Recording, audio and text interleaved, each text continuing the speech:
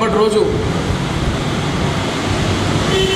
భారత ప్రధానమంత్రి గారు మోదీ తెలంగాణ ఇచ్చేస్తున్నారు. సరే, భారత ప్రధానిగా వస్తున్న సందర్భంగా వారికి స్వాగతం పలుకుతూ ప్రధాని గారు వచ్చే కార్యక్రమం మిషన్ భగీరథ ప్రారంభోత్సవం ఇచ్చేస్తున్నారు.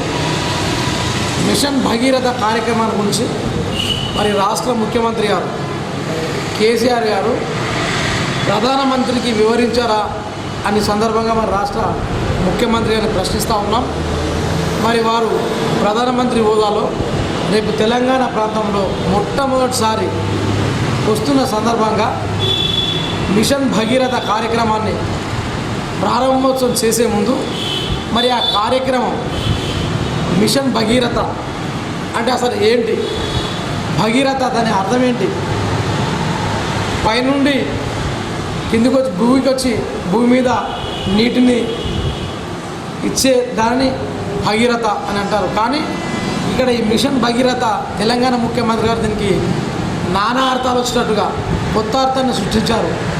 మధ్యలో పోయే గోదావరి పైప్కి మధ్యలో ఒక రంధ్రం వేసి మరి దానికి ప్రారంభోత్సవం ప్రధానమంత్రితో చేయించడం చాలా హాస్యాస్పదం. ఎందుకంటే ఈ పైప్ లైన్ గతంలో కాంగ్రెస్ పార్టీ అధికారంలో ఉన్నప్పుడు గత ముఖ్యమంత్రి రాజశేఖర రెడ్డి గారు 2008లో దాన్ని ఫౌండేషన్ చేయడం జరిగింది. తద్వారా కాంగ్రెస్ పార్టీ ప్రభుత్వంలో మళ్ళీ కిరణ్ కుమార్ రెడ్డి గారు ముఖ్యమంత్రిగా ఉన్నప్పుడు కూడా దాని యొక్క వర్క్స్ నడుస్తూనే ఉన్నాయి. చివరికి అప్పుడు సుమారు 3,500 కోట్ల నిధులు రిలీజ్ చేయడం జరిగింది. వాటిని వినియోగించి మరి దానికి ప్రారంభం చేసే దశలో కాంగ్రెస్ పార్టీ అధికారం మారింది కనుక వీరు అధికారంలోకి వచ్చి దాన్ని గోదావరి నీళ్ళు తీసుకొస్తున్నామని చెప్పి నిన్న మొన్న కాక మున్సిపల్ కార్పొరేషన్ ఎన్నికల హైదరాబాద్లో తండ్రి తనయుడు కేటీఆర్ గారు మున్సిపల్ మినిస్టర్, తండ్రి ముఖ్యమంత్రి హోదాలో హైదరాబాద్లో దాన్ని ప్రారంభోత్సవం చేస్తున్నాం, గోదావరి నీళ్ళు మేము తీసుకొచ్చామని చెప్పి ఫోటోలు దిగిన ఈ ముఖ్యమంత్రి గారు మరి అదే దానికి ఈ సిద్దిపేట ప్రాంతంలో ఆ పైప్లైన్కి ఒక పెద్ద రంధ్రం చేసి ఇటు మళ్లించి దీనికి చాలా చక్కని పేరు పెట్టాం. కాంగ్రెస్ పార్టీకి సంబంధించిన ప్రభుత్వం ఉన్నప్పుడు అబ్దుల్ కలాం సుజల స్రవంతి అనే కార్యక్రమం తీసుకొని ఆ కార్యక్రమంలో ఆ రోజు ఈ నిధులు ఇవ్వడము, ఈ నీటిని హైదరాబాద్ తీసుకెళ్లడము జరిగిన తరుణంలో మరి ఈరోజు కరీంనగర్ జిల్లా వాసులు కూడా డిమాండ్ చేస్తూ ఉన్నారు, మా నీళ్ళని తీసుకెళ్తూ ఉన్నారు. కరీంనగర్ జిల్లాకు సంబంధించిన కరీంనగర్ కాన్స్టిట్యున్సీ కానివ్వండి, మానకొండూరు కాన్స్టిట్యున్సీ కానివ్వండి, హుస్నాబాద్, పెద్దపల్లి, రామగుండం ఈ కాన్స్టిట్యున్సీలన్నీ ప్రజలు ఆ ప్రాంతంలో నష్టపోతున్నారు. మరి వారు కూడా మా ప్రాంతానికి నీళ్ళు ఇస్తారని చెప్పడం జరుగుతూ ఉంది.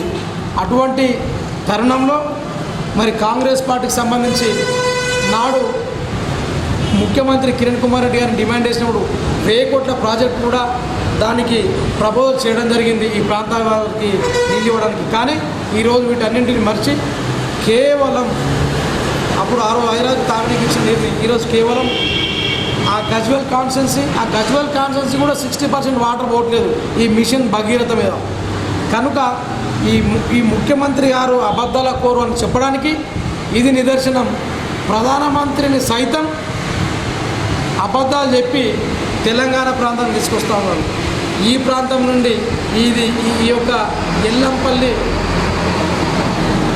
ప్రాజెక్టు నుండి తీసుకొస్తున్న వాటర్ని ఈ గజ్వేల్ ప్రాంతానికి తీసుకోవడం, మల్లన్న సాగర్ పేరు మీద ప్రాజెక్ట్ అని చెప్పేసి దానికి 50 TMCల వాటర్ని స్టోరేజ్ చేద్దామని చెప్పి ఆ ప్రాజెక్టును తీసుకొని వాటిని మెదక్ జిల్లాకి తరలించడానికి ఎక్కడ చూసినా పూర్తిగా మెదక్ జిల్లానే అని దృష్టిలో పెట్టుకొని చేస్తున్నాడు. కాబట్టి ఈయన ఎంత అబద్ధాలు కోరడానికి ఇది నిదర్శనమని సందర్భంగా తెలియజేస్తూ ఉన్నాం.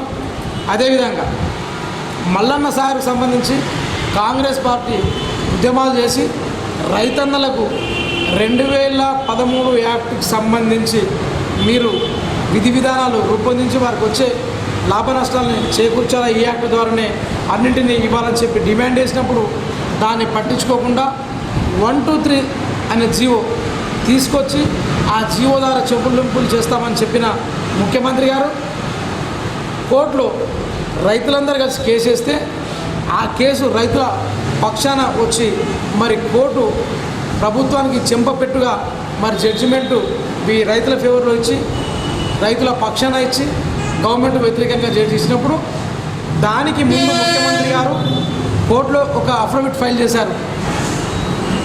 రైతులు ఏ విధంగా కోరుకుంటే ఆ విధంగా నేను నిధులు ఇవ్వడానికి సిద్ధంగా ఉన్నాను, ఆ విధంగా వారికి సహకారాలు చేస్తాను అని చెప్పేసి 213 యాక్ట్ ద్వారా అయితే 213 ద్వారా ఇస్తాను, లేదా వారు 123 యాక్ట్ జీవో ద్వారా అడిగితే జీవో ద్వారా ఇస్తాను అని చెప్పిన ముఖ్యమంత్రి కేసు కొట్టేసిన తర్వాత కేసు రైతుల పక్షాన వచ్చిన తర్వాత